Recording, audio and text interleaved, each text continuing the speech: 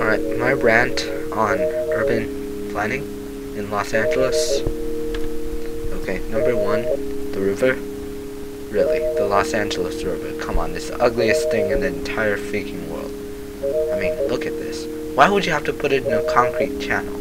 I get it, back during the prehistoric times it flooded a lot, but come on.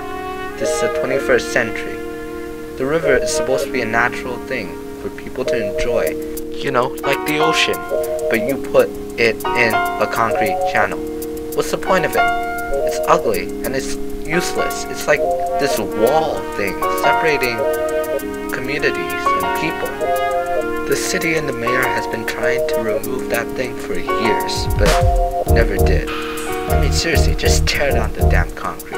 It's not like the things ever flood again. I mean, look at how little water there is floating there every day. If you don't tear down the concrete, it will just be another one of those barriers that separate Los Angeles' communities and make us so dependent on the automobile.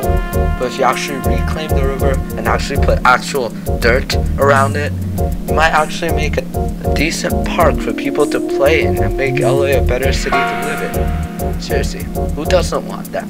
Now, second, street design. I am constantly pissed at the way people in Los Angeles view and design their streets. More lanes is better, right? No, wrong. Now, there are a lot of things that a human being needs in order to survive, but the automobile doesn't go high on that list. It's not in the top 10, it's not even in the top 100. You don't need a car to live. Seriously, when's the last time you ever did any shopping without first pulling your car into one of those big ass parking lots? Huh? Yeah, I thought so. Which just proves my point that the road is not just made for the automobile. Sure, if you're in the middle of nowhere on a rural stretch of the interstate, sure, the road's all cars. But no, you're in the middle of a city, so the street is not just for cars, it's for people, it's for bikes, it's for the bus. So it doesn't make any sense when you make your main street a 6-lane street with a big ass median in the middle, San Marino, okay? When you create a street that's 100 feet wide, you might as well just put auto turrets on the street that fire at any pedestrians that might be walking by, because that's the effect you're creating. Nobody is ever going to walk on a street that's almost as wide as a freaking freeway. Nobody. It intimidates them. And when you have nobody walking on your street, your community has died, has no pulse. Every time someone needs something, they get into a car, they drive God knows where to get it, okay? And your local community is just essentially fragmented, because when you drive, you don't necessarily just have to go to the closest community market. You might go anywhere. You might go 1 mile, you might go 10 miles, you might go 100 miles. Now, that immediately brings me to my third topic, freeways. Freeways aren't a bad thing. They're just bad when you put them into places where you're not supposed to put them. The reasoning is very simple. People don't like to cross freeways, and communities are formed by people. So if people don't cross the freeway, the community doesn't cross the freeway, which means freeway essentially divides the community. Now, in LA, there are several freeways that we should definitely get rid of. Freeway number 1, the 110 between the 10 and the 101, aka the downtown freeway. Now, here's an aerial map of downtown. Now, you can see there are a lot of skyscrapers on the east side of the freeway. But once you get to the west side, there's essentially no skyscrapers whatsoever. So you see my point. Downtown doesn't go over to the other side of the freeway because the freeway acts as a barrier, a wall. And we don't want walls in cities. That's just a bad idea, so we need to get rid of the wall.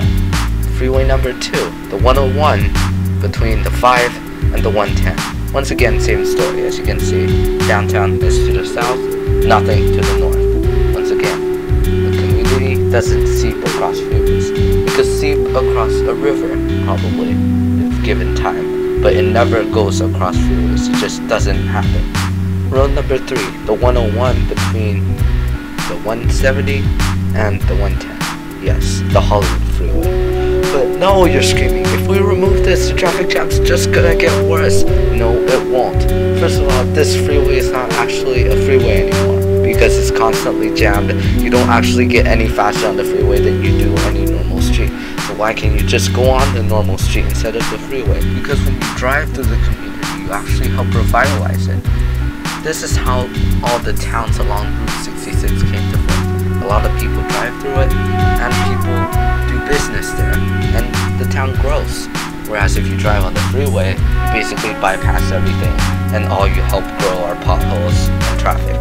Now after we get rid of those three, this, and this probably won't be of use anymore, so we can get rid of that too. And voila, you just opened up an entire section of mid-city and downtown put into community revitalization, so people move there instead of into tract housing 90 miles from city center in rural Riverside County.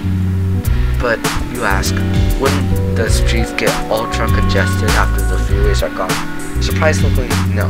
Before we built the freeways, the traffic came to the streets to begin with, and when the freeways are gone, the cars just go back into the street grid. It's a very simple process, and the street grid can absorb traffic incredibly well. What's more, freeways are actually an incentive for people to drive. So less freeways, less people will drive. More freeways, more people will drive. So traffic and livability wise, it's actually good to remove freeways. Now what's the point of all this, you ask? Well, our current punk-happy, car-dependent lifestyle is totally unsustainable. First of all, we have an energy crisis. I hope you all know that. Second, we have created 2 whole new websites just to replace human interaction, because you can't interact when you're sitting alone in a car trying to beat the traffic. And third, cars take up a lot of space. It's not just the roads, the freeways, the car itself, the garage. It's also the huge ass parking lots you see next to Costco, Walmart, and just about every big box store you can find in America. What we need right now is smart city planning that allows people to get back on the street, walk, bike, take the bus, take the train, so that they could actually talk to people on the way to work, on the way back to work. We can restore the human interaction that make up the core to our communities. Remember, we're social creatures, and we can't just sit behind the wheels of a car all day, all by ourselves. That's not how the world works. That's not how our human species works. We have to change.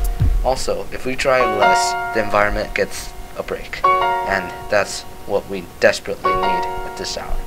Thank you for watching.